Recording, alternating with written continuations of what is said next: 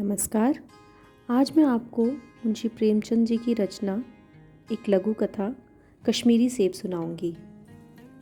कल शाम को चौक में 2-4 ज़रूरी चीज़ें खरीदने गया था। पंजाबी मेवा फरोशों की दुकानें रास्ते में ही पड़ती हैं। एक दुकान पर बहुत अच्छे रंगदार गुलाबी सेब सजे हुए नज़र आए। जी ललचा उठा।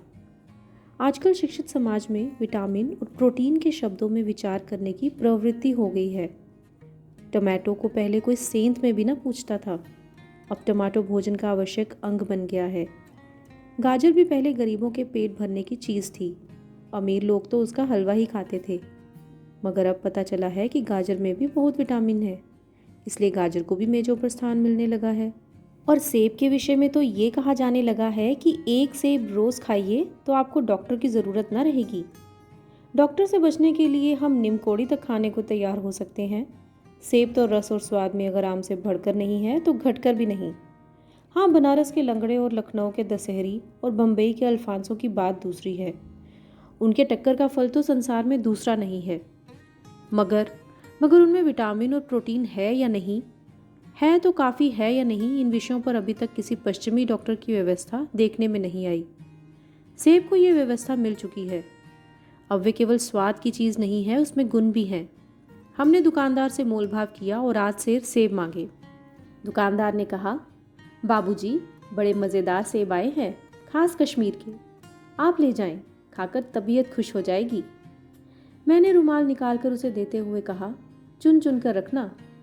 दुकानदार ने तराजू उठाई और अपने नौकर से बोला, लौंडे, आधा सेर कश्मीरी सेब निकाल ला, चुनकर लाना। लौंडा 4 सेब लाया। दुकानदार ने तौला, एक लिफाफे में उन्हें रखा और रुमाल में बांधकर मुझे दे दिया। मैंने 4 आने उसके हाथ में रखे। घर आकर लिफाफा ज्यों का त्यों रख दिया। रात को सेब या कोई दूसरा फल खाने का कायदा नहीं है। फल खाने का समय तो प्रातःकाल है। आज सुबह मुंह हाथ धोकर जो नाश्ता करने के लिए एक सेब निकाला तो सड़ा हुआ था। 1 रुपये के आकार का छिलका गल गया था। समझा रात को दुकानदार ने देखा ना होगा। दूसरा निकाला, मगर यह आधा सड़ा हुआ था। अब संदेह हुआ दुकानदार ने मुझे धोखा तो नहीं दिया है। तीसरा सेब निकाला, ये सड़ा तो न था, मगर एक तरफ दबकर बिल्कुल पिचक गया था।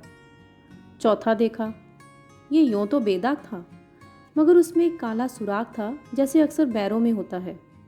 काटा तो भीतर वैसे ही दबे जैसे कीड़े बैर में होते हैं। एक सेब भी खाने लायक नहीं। 4 आने पैसों का इतना गम न हुआ जितना समाज के इस चारित्रिक पतन का। दुकानदार ने जानबूझकर मेरे साथ धोखेबाजी का व्यवहार किया। एक सेब सड़ा हुआ होता तो मैं उसको क्षमा के योग्य समझता, सोचता उसकी निगाह ना पड़ी होगी। मगर 4 के चारों खराब निकल जाएं, ये तो साफ धोखा है। मगर इस धोखे में मेरा भी सहयोग था। मेरा उसके हाथ में रुमाल रख देना मानो उसे धोखा देने की प्रेरणा थी। उसने भांप लिया कि महाशय अपनी आंखों से काम लेने वाले जीव नहीं हैं और ना इतने चौकस हैं कि घर से लौटाने आए। आदमी बेईमानी तभी करता है जब उसे अवसर मिलता है। बेईमानी का अवसर देना, चाहे वह अपने ढीलेपन से हो या सहज विश्वास से, बेईमानी में सहयोग देना है। पढ़े लिखे बाबुओं और कर्मचारियों पर तो अब कोई विश्वास ही नहीं करता। किसी थाने या कचहरी या म्यूनसिपैलिटी में चले जाइए, आपको ऐसी दुर्गति होगी कि आप बड़ी से बड़ी हानि उठाकर भी उधर न जाएंगे। व्यापारियों की साख अभी तक बनी हुई थी। यूँ तोल में चाहे छटांग आध छटांग कस लें, लेकिन आप उन्हें 5 की जगह भूल से 10 के नोट दे आते तो आपको घबराने की ज़रूरत न थी। आपके रुपए सुरक्षित थे। मुझे याद है, एक बार मैंने मुहर्रम के मेले में एक खोंचे वाले से 1 पैसे की रेवड़ियाँ ली थी और पैसे की जगह अठन्नी दे आया था। घर आकर जब अपनी भूल मालूम हुई तो खोंचे वाले के पास दौड़ा गया। आशा नहीं थी कि वह अठन्नी लौटाएगा, लेकिन उसने प्रसन्नचित से अठन्नी लौटा दी और उल्टे मुझसे क्षमा मांगी। और यहाँ कश्मीरी सेब के नाम से सड़े हुए सेब बेचे जाते हैं। मुझे आशा है श्रोता बाजार में जाकर मेरी तरह आंखें बंद ना करेंगे। नहीं, उन्हें भी कश्मीरी सेब ही मिलेंगे। धन्यवाद।